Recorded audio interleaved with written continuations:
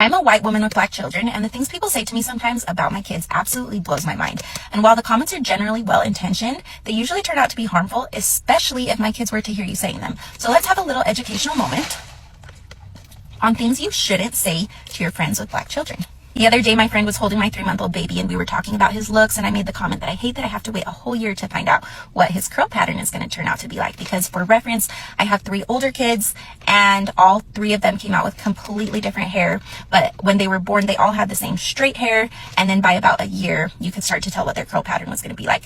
My 2 oldest both have a very tight curl pattern, and my 3rd has curls so loose that his hair might as well be straight. Then my friend goes, oh yeah, you don't know, is he going to end up with high maintenance hair or low maintenance hair? Hopefully he gets that low maintenance hair, huh?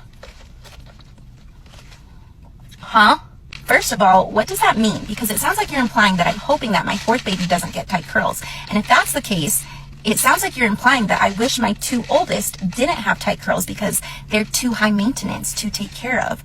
But that's not the case at all. And imagine if they heard you say that. Thankfully, they weren't in the room when you said that, but imagine if they heard you putting that negative connotation on their curl pattern. I have never once wished away their tight curls. I have never once wished that their hair was easier to do or lower maintenance. I genuinely am so grateful that I get to learn how to do hair different than mine.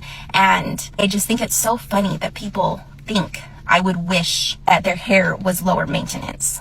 And the reason I bring this up is because this isn't just a one-off situation. The amount of times I've received comments like that about my kids' hair, talking about, oh, their hair must be so hard to do, huh? Was it so hard to learn how to do your kids' hair?